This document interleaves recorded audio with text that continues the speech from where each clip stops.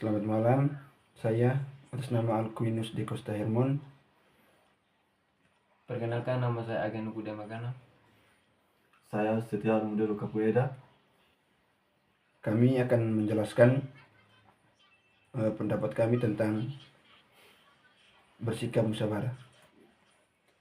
Musyawarah merupakan satu nilai luhur Indonesia yang tertaut dalam sila keempat Pancasila. Filosofi musyawarah tidak sekedar sebuah metode pengambilan keputusan, melainkan cara pandang yang menjunjung tinggi kebersamaan, toleransi, dan semangat kekeluargaan. Dalam menyelesaikan berbagai persoalan, saya akan membantu Anda saya akan memaparkan tema tentang musyawarah sebagai salah satu nilai luhur bangsa Indonesia.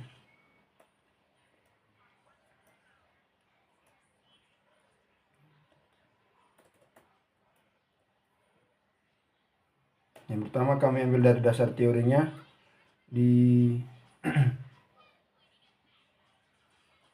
nilai-nilai yang dapat dijadikan pedoman bagi siswa dalam melakukan berbagai hal seperti mengambil keputusan bersama. Itu diambil dari Jakarta. Yang kedua diambil dari sila keempat yang berbunyi kerakyatan yang dipimpin oleh hikmat kebijaksanaan dalam permusyawaratan perwakilan. Yang ketiga, pengamalan Pancasila dalam bentuk butir-butir kehidupan bernegara awalnya diatur melalui ketetapan MPR nomor 2 tahun 1978, kemudian disempurnakan dengan ketetapan MPR nomor 1 2023. Selanjutnya, cara pengambilan keputusan bersama berdasarkan beberapa pengalaman di atas. Pengambilan keputusan bersama yang sesuai dengan sila Pancasila adalah dengan musyawarah. Dengan begitu, keputusan bisa mencapai mufakat dengan diliputi oleh semangat kekeluargaan. Musyawarah merupakan ciri khas bangsa Indonesia dalam menyelesaikan masalah bersama. Dikutip dari buku pendidikan kewarganegaraan untuk siswa. Cara melakukan musyawarah yaitu dengan saling bertukar pendapat terhadap suatu topik pembahasan agar dapat mencapai satu tujuan bersama. Pembahasan selanjutnya, hakikat musyawarah. Hakikat musyawarah yang pertama adalah dimensi demokrasi. Di sini kita mewujud nyatakan demokrasi yang sesungguhnya.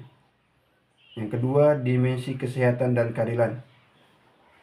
Prinsip utama musyawarah adalah kesetaraan. Tidak ada pihak yang merasa lebih dominan menguntungkan atau ada pihak yang dirugikan. Yang ketiga, dimensi spiritual dan etis. Bukanlah sekedar pertemuan untuk bertukar pikir, melainkan juga proses spiritual yang mengedepankan valus kemanusiaan. Yang keempat, dimensi resolusi konflik. Di sini kita membahas realitas sosial yang kompleks dan beragam. Perbedaan pendapat adalah beragam perbedaan pendapat. Yang kelima, dimensi pembangunan nasional. Dalam konteks pembangunan nasional, musyawarah menjadi fondasi penting dalam perencanaan, pengambilan kebijakan, dan implementasi program-program strategis. Selanjutnya, prinsip-prinsip musyawarah. Pagi, silakan.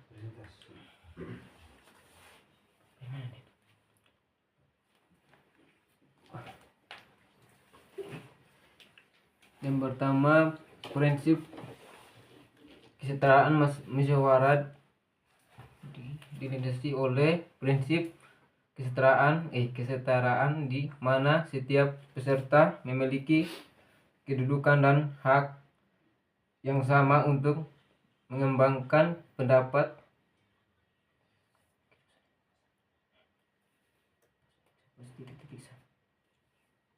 Yang kedua, semangat kekeluargaan musyawarah mencerminkan konsep kekeluargaan yang khas. Tujuan utamanya adalah mencapai manfaat yang mengakomodasi meng- mengakomodasi mengakomodasi kepentingan bersama. Yang ketiga, toleransi dan saling menghargai dalam musyawarah. Perbedaan pendapat bukan dipandang sebagai konflik. sudah.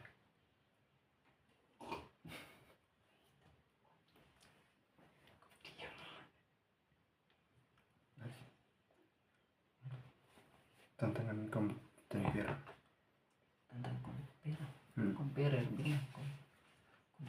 Adapun tantangan dalam musyawarah.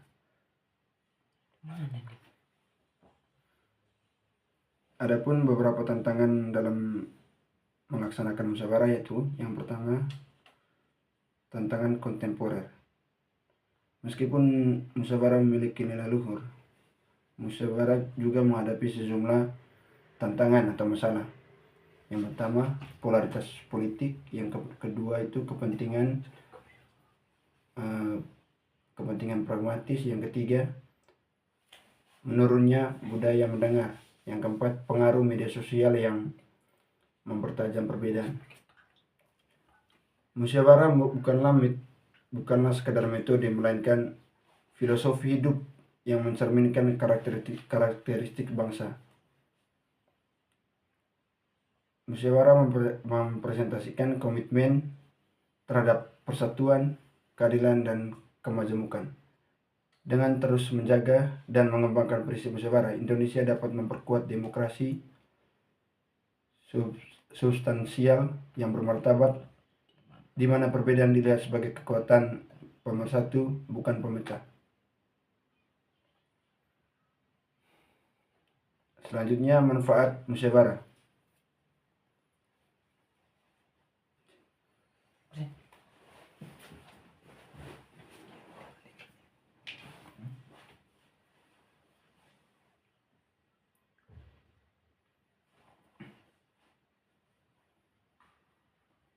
Yang meredakan konflik baru baca itu. Yang pertama meredakan konflik dan menciptakan perdamaian. Yang kedua, mengembangkan sikap demokratis. Yang ketiga, meningkatkan rasa kebersamaan dan solidaritas. Yang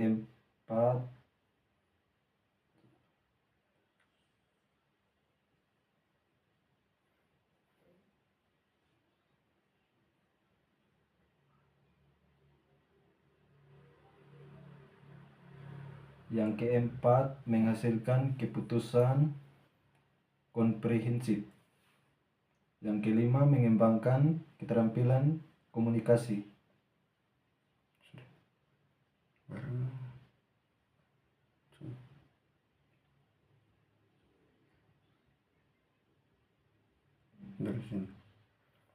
Masuk di strategi mengembangkan sikap musyawarah.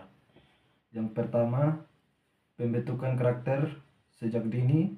Pengembangan sikap musyawarah harus dimulai sendiri, mungkin terutama di lingkungan keluarga dan pendidikan. Yang kedua, membangun komunikasi efektif. Komunikasi yang baik merupakan fondasi utama dalam musyawarah. Yang ketiga, penanaman sikap toleransi. Toleransi menjadi syarat mutlak dalam musyawarah. Setiap peserta musyawarah harus mampu menghargai perbedaan pendapat. Yang keempat, pendidikan demokrasi lembaga, pendidikan dan institusi sosial perlu secara sistematis, terbuka dan lapang dada.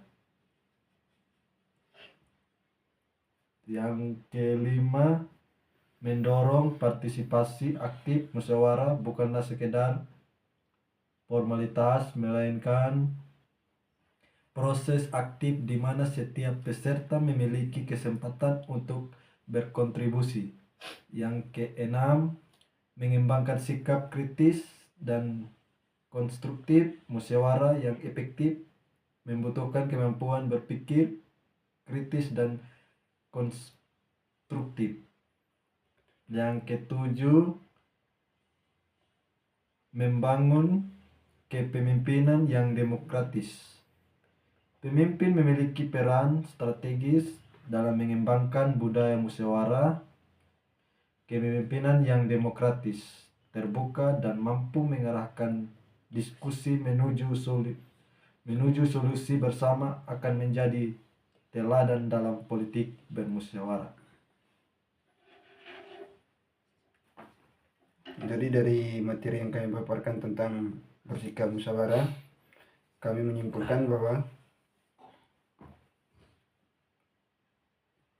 musyawarah adalah suatu proses pengembangan sikap berkelanjutan yang memerlukan komitmen bersama. Strategi yang komprehensif mencakup pendidikan, pembentukan karakter, komunikasi efektif, dan penciptaan lingkungan yang kondusif. Dengan demikian, musyawarah dapat menjadi sarana efektif dalam membangun harmoni sosial, menyelesaikan konflik, dan mewujudkan kesepakatan yang mengakomodasi kepentingan bersama.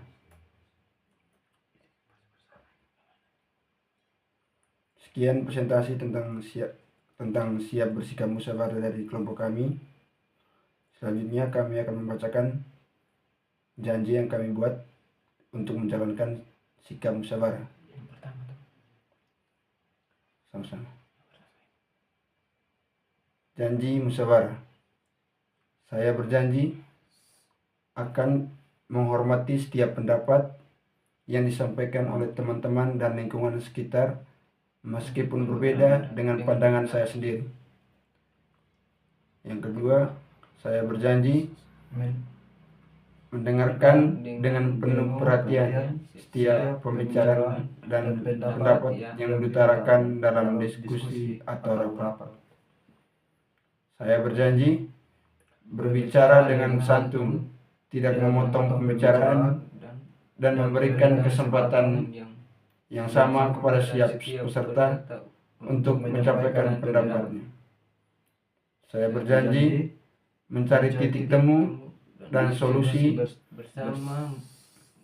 bersama melalui dialog yang konstruktif, bukan untuk saling menjatuhkan atau memenangkan argumen.